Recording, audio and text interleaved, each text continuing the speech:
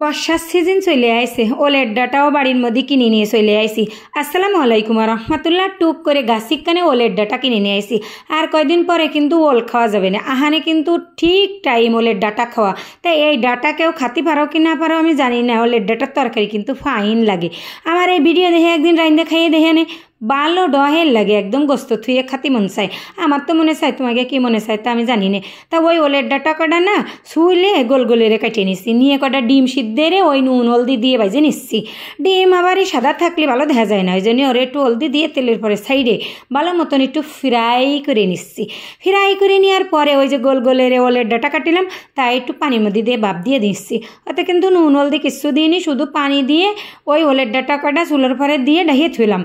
থুই এইবার চলে আসলাম মশলা বাটি। গাছিক খানেক মানে 6টা, ওই 6টা 7টা হলো শুকনো জাল নিলাম, হাফ চা চামচ দইনে নিলাম, হাফ চা চামচ জিরে নিলাম, আর কটটুক রসুন নিলাম। নিয়ে আদা কিন্তু আমার একটু বাটা আছে, ওই জন্য আর বাটতে গেলাম না, ওইটা দিয়ে এইটা দিয়ে মিশিয়ে দিয়ে দিবানি। তা নিয়ে সব কিছু একসাথে কিন্তু বেটে ফেলাই দিলাম ডক করে। আমি আবার জাল বাটতে পারি না, তা আজকে আবার না বাটলে হবেও না, না বাটলে যদিও হয় তাহলে রানবো কী করে। তাই বলে একটু বাটা মশলা দিয়ে রানলে ওলের ডাটা যা সুন্দর লাগে তার মোটে কলি হবে না। সেই ডিম বাইজে থইলাম না, সেই তেল টুকোর মধ্যে ঢেলে দিলাম কড়াইয়ের মধ্যে, আর একটা কড়াই নিয়ে ওর মধ্যে ডালিছি, ডাইলে সেই বাটা মশলা কটা দিছি, আর একটু আদা বাটা আর একটু রসুন বাটা দিয়ে দিলাম। একটু রসুন বাটা একটু আদা বাটা দিলে কি হয় গোস্তর পাক হয়, বুঝছাও। ওই গরম মশলা দিতে হবে না, মানে গোস্তর পাকে পাক করতে হবে। তা ভালো মতন এই মশলা কিন্তু কষাই নিছি। তোমরা কি ভাবতে চাও পেঁয়াজ দিইনি?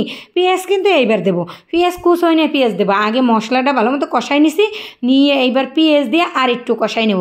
নিয়ে আর পরে একটুখানি নারকেলের দুধ দিয়ে সব মশলারে ডক করে একটু কষাই নিলাম।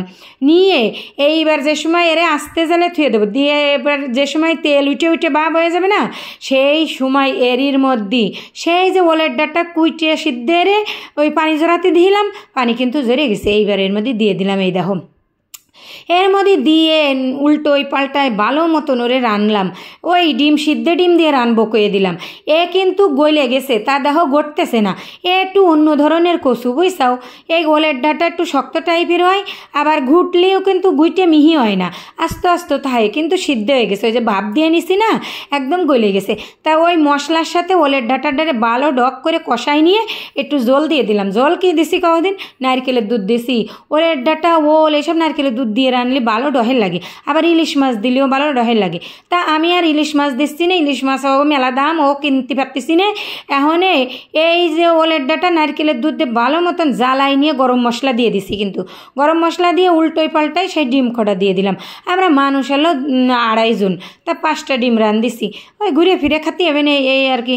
তাই ওই সব কিছু দিয়ে ডিম দিয়ে গরম মশলা দিয়ে ঢেকে থুয়ে দিছি। যে সময় গরম মশলা গিরানটা ওর মধ্যে ছড়াই যাবে সেই সময় একটুখানি চিনি দিয়ে দিছি, হাফ চা চামচ। কী জন্য দিছি কদিন? নুন হলদি চিনি তারপরে ওই মশলাপাতি সব ব্যালেন্স করবে না। এবার তরকারি কিন্তু আমি চাপা ডাহা দিয়ে আস্তে জালে থুয়ে দিছি, যাতে গরম মশলাটা সব ওর মধ্যে ঢোকে। এইবার জিরে গুঁড়ো দেওয়ার পালা। আমি কিন্তু বুনা তরকারিতে জিরে গুঁড়ো না দিয়ে বাঁচতে পারি না। জিরে গুঁড়ো দিলে আমার কাছে ঠেয় যেন আলাদা ধরনের একটা গিরান আর স্বাদ বেড়ে যায়। তা আমার কিন্তু সে জিরে গুঁড়ো দিয়ে ডাহিয়ে থুয়ে গা গোসল ধুয়ে এসে এই যে খাওয়া শুরু করে দিছি। তোমাকে কিরাম লাগতেছে তা আমি জানি না, এরা মেরে রাইন্দে একদিন খাই আমারে কয়ে দেহ ডহে যা লাগে, আমার কাছে তো ফাইন লাগে, তোমাকে কাছে কিরাম লাগে তা করতে পারি না।